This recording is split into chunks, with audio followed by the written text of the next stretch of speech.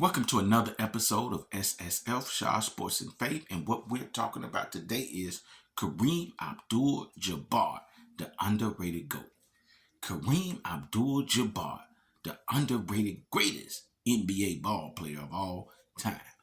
In most people conversations, when it comes to talking about the greatest basketball player of all time, you're always going to hear one name for sure, and that's Michael Jeffrey Jordan as number one. Two is usually LeBron James. And nowadays, since Kobe Bryant passed away, a lot of people trying to put him in that conversation. So I'm even putting him number one. But you never hear anybody talk about Kareem Abdul-Jabbar, Lou Alcindor, before he changed his name when he became a Muslim. You very rarely hear his name come up in the greatest of all time conversation. You know, when you think about LeBron James, I remember when I was in high school, I was actually out of high school, and in 2003, they were saying that LeBron James was the greatest high school player to ever play.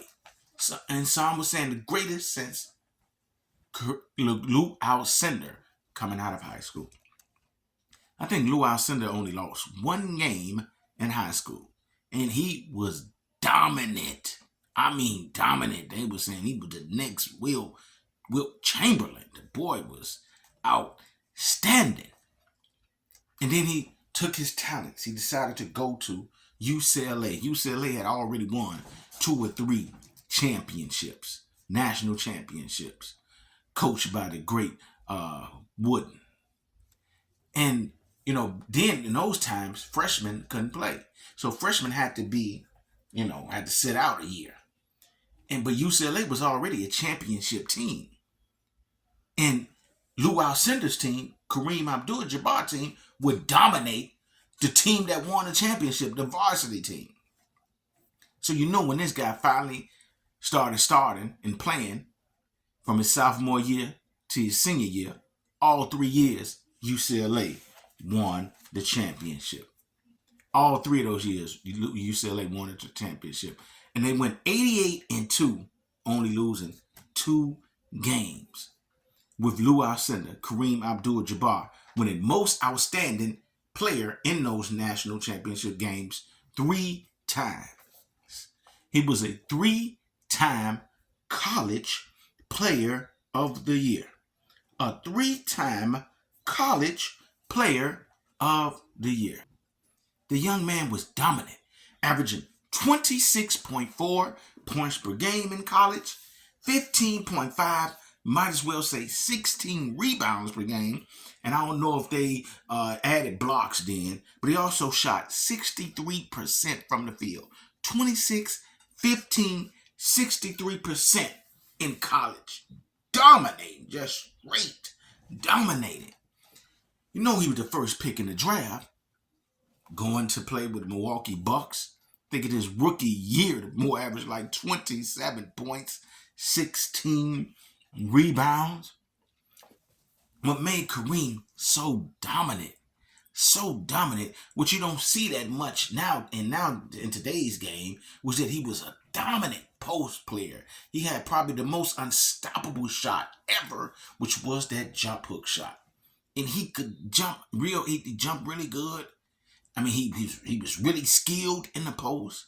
He could do that jump hook shot with the right hand or the jump hook shot with the left hand. And he had to develop the jump hook shot because in college, they went away with the dunk contest because guys like him were just too dominant. So they changed the rules where you couldn't dunk, where you just had to lay the ball up. And he said he just developed a hook shot and you still couldn't stop him.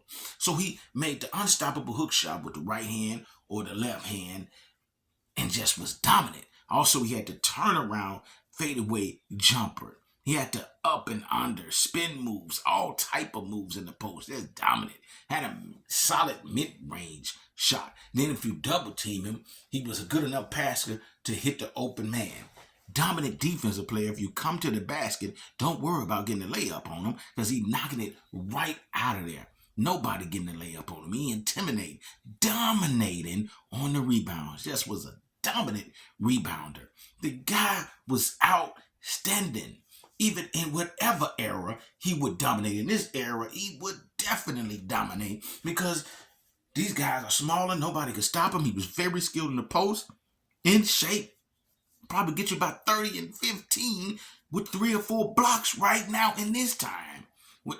And see, now guys is just shooting threes and going to the hole. You very rarely see them shoot mid-range jumpers. You very rarely see them shoot mid-range jumpers, or you very rarely see them go in the post. That's what makes Jokic so great, because he can go in the post, he can shoot the mid-range, and he can shoot the three. Same thing with Joel Embiid. Or maybe Anthony Davis is pretty solid, but not probably on those guys' level. But you got guys like Kareem who was good at that. He wasn't going to shoot no threes, but he was good mid-range and dominant in the post. Just check out this man portfolio, his career stats. He was a 6-time NBA champion. 6-time NBA champion. 2-time finals MVP.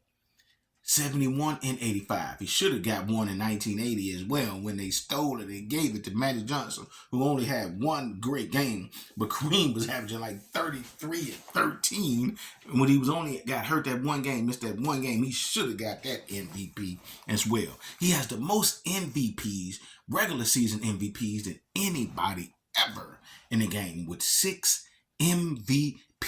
Got one in 71, 72, 74, 76, 77, 80. Dominated the 70s. The greatest player in the 70s. He made 15 times. He was a 15-time All-NBA player. 15 times he made the All-NBA team. 11 times All-Defensive team. So he played both ways. 19 times All-Star.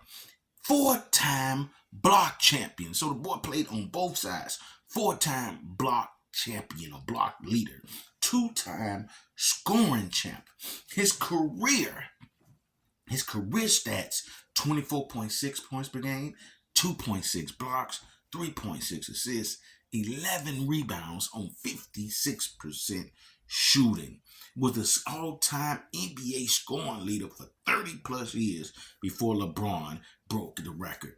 From 1970 to 81, which his career, that was his prime years, we had 11, 12-year run, the man averaged 28 points per game, 3.4 blocks, 4.4 assists, 14 rebounds on 55% shooting, and he won 6 MVPs during that time.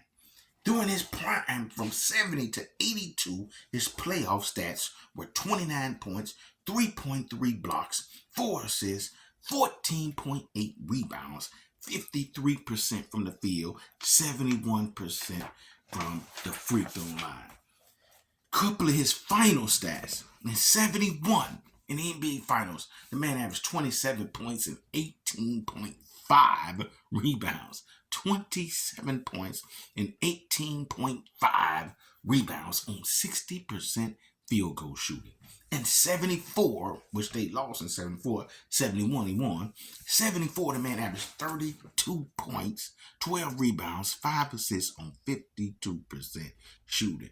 In 1980, which that was the year that they gave it to Magic because of his popularity, but there was no doubt Kareem should have won that MVP because he would dominate the whole series. He only missed one game. The man averaged 33 points, 14 rebounds, 3 assists on 55% shooting. He got more final stats, but those are the better ones that I just decided to highlight. Man, nobody has a portfolio like Kareem Abdul-Jabbar. Nobody was unstoppable. Maybe Wilt, like Kareem Abdul-Jabbar, the greatest player to ever play the game. He don't get to shine like he should, like a Michael Jordan or LeBron or maybe Kobe, because he was a low-key guy. Very low-key guy. Wasn't the guy that really talked to the media. Wasn't flashy. Wasn't just showboating all the time. His game probably wasn't as flashy like them. So they just kick their feet up under him and promote Michael and promote LeBron or maybe even a Kobe, but kick their feet up under a Kareem Abdul-Jabbar. When the stats don't lie, baby, numbers don't lie. Kareem is the greatest player of all time. He is the GOAT, the underrated GOAT. Like, share, subscribe. Tell me what you guys think. I'll be sure to engage you in the comment section. Peace and love.